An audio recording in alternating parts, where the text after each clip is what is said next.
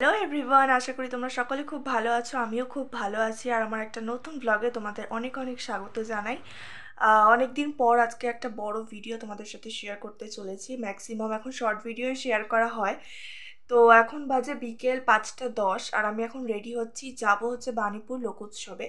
কারণ আজকে বাণীপুর লোকোৎসবে শেষ দিন, তাই জন্য একটু মেলায় যাব। তাড়াতাড়ি যাব, আবার তাড়াতাড়ি চলে আসব। আর একটা এই যে মোটা হুডি চাপিয়ে নিয়েছি যাতে ঠান্ডা একদমই না লাগে। এই হুডিটা প্রচণ্ড গরম, বাইরে যেহেতু প্রচণ্ড ঠান্ডা পড়েছে, সেই জন্য এটা চাপাতেই হতো। আর তো চলো, এখন আমি রেডি হয়ে বেরাবো। মা আর দিদিও যাবে, মানে ওরা অলরেডি বেরিয়ে গেছে। আমি যেহেতু স্কুটিতে যাব তাই আমি একটু লেটেই গেলাম, ওরা হেঁটে যাচ্ছে। তো চলো রেডি হয়ে বেরানো যাক। আমি একদম পুরো রেডি হয়ে গেছি ঢেকে ঢুকে, আর এই যে আমার স্কুটি। তো চলো এবার বেরানো যাক, নাহলে অনেকটা দেরি হয়ে যাবে। মেলায় গিয়ে আবার দেখা হচ্ছে। মেলাতে ঢোকার আগে স্কুটিটা গ্যারেজে আমি পার্ক করে নিলাম। আর এই যে মা দিদির সাথে দেখা হয়ে গেছে, ওরা হেঁটে এসেও আমার আগে পৌঁছে গিয়েছে, কিন্তু আমারই আসতে একটু দেরি হয়ে গেছিলো।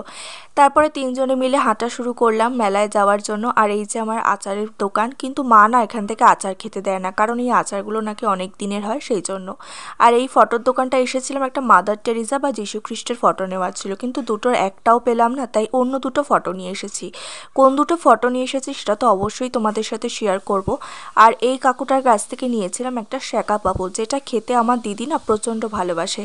আর এই ফুলের দোকানের ফুলগুলো দেখো কত সুন্দর। আর এই যে সুন্দর সুন্দর দেওয়াল আঁকাগুলো দেখতে পাচ্ছ, এগুলো একটা কম্পিটিশন হয় মেলা শুরু হওয়ার আগে, তো তারাই এখানে এঁকেছে। আর আজকে শেষ দিনে তার প্রাইজও দেওয়া হয়। এই বছর আমি আর প্রদর্শনীতে যাইনি, কারণ মা আর দিদি যেদিন এসেছিল ওরা প্রদর্শনীতে গিয়েছিল, তো বললো ওখানে দেখার মতন এই বছর আর কিছু নেই সেরকম। তাই জন্য আর ওখানে গিয়ে সময়টা নষ্ট করলাম না, কারণ এই মেলাটাই যা বড়, অনেকটা সময় লেগে যাবে। তাই জন্য এই মেলাতেই সোজা চলে আসলাম। আর এই বেলুনগুলো দেখো, এগুলো যেহেতু গ্যাস বেলুন, তাই এগুলো সুতো জলের মধ্যে রেখে, মানে জলের বোতলের মধ্যে জল ভরে তারপরে বেঁধে রেখেছে। আর আমরা যখন গিয়েছিলাম তখন স্কুলগুলোকে বিভিন্ন কম্পিটিশনে পার্টিসিপেট করে তারা জিতেছে, তার জন্য প্রাইজ দেওয়া হচ্ছিল। আর আজকে শেষ দিনে যতটা ভিড় হওয়ার কথা ছিল ততটা ভিড় কিন্তু হয়নি, মানে আমরা যদিও সকাল সকাল গেছিলাম, তবুও কিছুটা তো ভিড় হওয়ার কথা, কিন্তু সেটা কিন্তু হয়নি। আর এই ব্যাগের দোকানগুলো দেখছো, এখানে কিন্তু খুব সুন্দর সুন্দর ব্যাগের কালেকশন থাকে, কিন্তু দামটা একটু বেশি থাকায় এখান থেকে আর নেওয়া হয় না।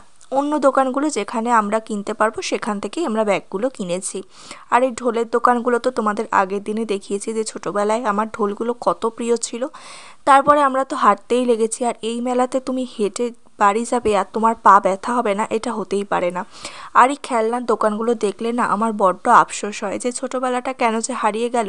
আর এই যে এই দোকানটায় চলে এসেছি, আমি আগের দিনও ভিডিওতে দেখিয়েছি যে এই দোকানটায় মানুষজন মারপিট করে জিনিসপত্র তোলে। তো মাও গেছিলো সেখানে মারপিট করে জিনিসপত্র আনতে, আমি আর দিদি তার থেকে একটু দূরেই দাঁড়িয়েছিলাম। আর এই দোকানটায় গেছিলাম কিছু কেনাকাটির জন্য, কিন্তু এখানকার জিনিসগুলো আমার কাছে সেরকম ভালো লাগেনি। আর যেগুলো ভালো লেগেছে সেগুলোর দাম অতিরিক্ত ছিল, মানে অল্প আধটু দাম বেশি সেটা ঠিক আছে, কিন্তু মাত্রাতিরিক্ত হলে আমরাই বা কী করে কিনবো বলো। আর এই দোকানটা ছিল নেল পলিশ আর লিপস্টিকের, বেশ ভালো কালেকশন ছিল। আর আজকে শেষ দিনে প্রত্যেকটা দোকান আমরা ঘুরে ঘুরে দেখেছি, যেখান থেকে কেনা সম্ভব হয়েছে সেখান থেকেই কিনেছি। এবারে চলে গিয়েছিলাম হচ্ছে নাগরদোলনার সাইডটায়। তোমাদের আমি আগের দিনই বলেছি যে নাগরদোলনা আমি যখন ছোট ছিলাম, মানে 12-13 বছর ছিলাম, তখন কিন্তু নাগরদোলনা চড়তে আমার ভীষণ ভালো লাগতো। আর যত বড় হচ্ছি তত আমার ভয়টা যেন চেপে বসছে নাগরদোলনার প্রতি। আর আগে যখন ছোট ছিলাম এই নাগরদোলনাগুলোতে না সাদা রঙের টিউব জ্বালানো হতো, এখন দেখো সুন্দর দেখানোর জন্য কত রং বেরঙের টিউব দেয়, দেখতেও বেশ ভালো লাগে। আর ফটোও কিন্তু খুব সুন্দর ওঠে জানো তো, তাই এর সামনে কেউ চড়ুক আর না চড়ুক ফটো কিন্তু সবাই তোলে। আর এই বেলুনগুলো এই বছর মেলাতে আমি প্রথমবার দেখলাম, দেখতে ভীষণ কিউট, সবার হাতেই একটা করে দেখছি, কিন্তু আমি আর নিইনি, ফালতু নিয়ে আর কি করব বলো, সেই নষ্ট হয়ে যাবে, কারণ আমার বাড়িতে তো আর কোনো ছোটো বাচ্চা নেই যারা এগুলো নিয়ে খেলবে। তাও আমরা আরও ভেতরে গেছিলাম। আর এখানে এক একটা লাইনে এক একটা দোকান থাকে, যেমন কোনো লাইনে ধরো জিলিপি বাদামের দোকান, কোনো লাইনে ফুচকার দোকান, কোনো লাইনে খেলনার দোকান, কোনো লাইনে কাপ প্লেটের দোকান। আর এই যে এই দোকানটাতেও এসেছিলাম কিছু দেখার জন্য, কিন্তু সেরকম কিছু একটা পছন্দ হয়নি। মেনলি এখানে দিদি বালা দেখছিল, এই বালাগুলো কিন্তু দিদির হাতের সাইজের হয়নি। তারপরে একটা ঘুগনির দোকানে গেছিলাম, আমি তো আর ঘুগনি সেরকম ভালোবাসি না, তার জন্য আর আমি খাইনি, মা আর দিদি খেয়েছিল। আর এই যে পিঠের দোকানে চলে এসেছি, মা খেয়েছিল, মা আর দিদি খেয়েছিল হচ্ছে ভাপা পিঠে, আর আমি খেয়েছিলাম চুষি পিঠে। একবার জানো তো পিঠের দোকানে চুষি পিঠে খেতে গেছি, আর ওনারা না চুষির বদলে সেমাই দিয়ে বলছে এটাই নাকি চুষি পিঠে। তারপরে গেছিলাম মথুরা কেকের দোকানে, এটা সম্পূর্ণ নিরামিষ পদ্ধতিতে বানানো হয়, কোনো দিন ট্রাই করিনি, তো এইবার ফার্স্ট টাইম করলাম, বেশ ভালোই লাগলো। আর হচ্ছে এই যে ভুট্টার দোকান, এখান থেকে দিদিকে একটা ভুট্টা খাওয়ানো হয়েছিল। আর এই যে টার্কিশ আইসক্রিম স্টল, এটা আমি প্রচুর ভিডিও দেখেছি আমি ফোনে, কিন্তু সামনে থেকেই প্রথমবার দেখলাম। আমার কাছে বেশ মজা লেগেছে, নেচে নেচে আইসক্রিম দেওয়ার পদ্ধতি, তারপরে দিচ্ছি নিয়ে নিচ্ছি, এই জিনিসটা আমার কাছে বেশ ভালো লেগেছে। আর এখানে কিন্তু প্রচুর ভিড় জমেছিল জানো তো এই জিনিসটা দেখার জন্য, আর এইটা বার্নপুর মেলাতেই প্রথমবারই এসেছে, তার জন্য এখানে প্রচুর মানুষ ভিড় জমেছিল, সবাই ভিডিও করছিল, আর বাচ্চারাও তো খুবই মজা পাচ্ছিল। আমারও নেওয়ার একটা ইচ্ছে ছিল, কিন্তু যেহেতু পরীক্ষা চলছে, ঠান্ডার ধাঁচ আছে, কী করে আর আইসক্রিম খাবো বলো, তাই দেখেই মনটা তৃপ্তি করলাম। আমার কাছে বেশ মজা লেগেছে, সামনের বছর যদি এটা আসে এটা আমি অবশ্যই ট্রাই করব।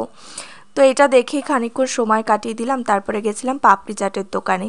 আর পাপড়ি চাটের দোকানে গিয়ে তো আমার মাথায় হাত পড়েছে, কারণ যেই জিনিসটা ছিল গত বছর 50 টাকা, সেই জিনিসটাই এবার হয়েছে 80 টাকা, কিন্তু জিনিসটা কিন্তু খেতে একদমই ভালো ছিল না। তারপরে গেছিলাম আমাদের হাবড়ার বিখ্যাত আড্ডাজনে, এখানে চা কিন্তু প্রচণ্ড ভালো পাওয়া যায়, তাই আমি আর মা 1 কাপ করে চা খেয়ে নিয়েছিলাম। তারপরে গেছিলাম কাপের দোকানে, এখান থেকে মাকে আমি 2টো কাপ গিফট করেছি। আর মেলাতে আসবো কাপ কিনবো না, এটা তো হতে পারে না বলো, বেশিরভাগ কাপ কিন্তু আমাদের মেলা থেকেই কেনা হয় দেখবে। আর তার পাশের যে দোকানটা, এটা হচ্ছে ছোটোবেলার ইমোশন, মানে মাটির রান্নাবাটি, মাটির সমস্ত পুতুল, এই মাটির রান্নাবাটিতে তোমরা কারা কারা খেলতে পছন্দ করতে আমাকে অবশ্যই জানিও। আর এখান থেকে একটা ঢাকাই পরোটা পার্সেল করে নিয়ে যাওয়া হয়েছিল, কারণ এত বড় ঢাকাই পরোটা এখানে বসে খাওয়া পসিবল ছিল না, সেই কারণে। তো তারপরে গেছিলাম পুতুলের দোকানে, প্রচুর ভিড় ছিল পুতুলের দোকানে, আমার তো পুতুল ভীষণ ভালো লাগে, কিন্তু মেলা থেকে পুতুল কিনি না, কারণ দাম অত্যাধিক বেশি থাকে, ওনাদের লাভ করার থাকে ঠিকই, কিন্তু আমাদেরও তো একটা বাজেট থাকে, সেই কারণে আর কেনা হয় না। আর এখান থেকে আমি একটা চেন কিনেছিলাম, মানে চেনের মধ্যে লকেট, সেটা আমি তোমাদের ভিডিওতে শেয়ার করে দেবো। ফ্রেশ হয়ে নিয়েছি, আর ঘড়িতে বাজে হচ্ছে 8টা বাজেনি এখনও, 8টা বাজতে 10 মিনিট বাকি। তো এখন আমি নিয়ে বসেছি মানে খাবারের স্টল বলতে পারো, মানে এত রকমের খাবার, ওখানে বেশি কিছু খাইনি। তোমরা তো দেখলেই যে পাপড়ি চাট আর পিঠে খেয়েছিলাম, পিঠেটা বেশ ভালোই ছিল। আর এখানে দেখো মানে যা যা খেতে পারিনি ওখানে সব কিছু প্যাক করে বাড়িতে নিয়ে এসেছি, তো দেখো কী কী এনেছি। পুরো খাওয়া দাওয়া যা পেরেছি সব তুলে নিয়ে চলে এসেছি।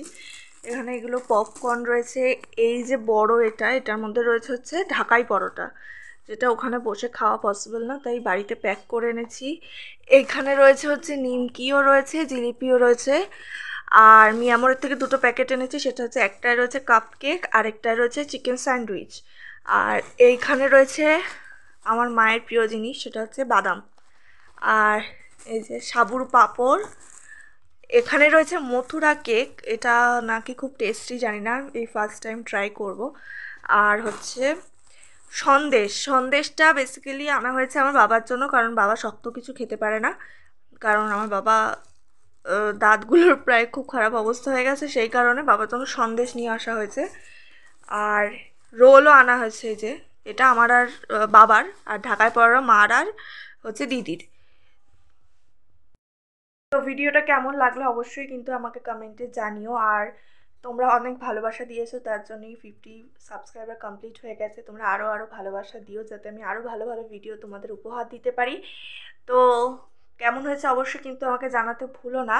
তো দেখা হচ্ছে নেক্সট ব্লগে, ততক্ষণ পর্যন্ত ভালো থেকো, সুস্থ থেকো এবং আনন্দে থেকো। টাটা।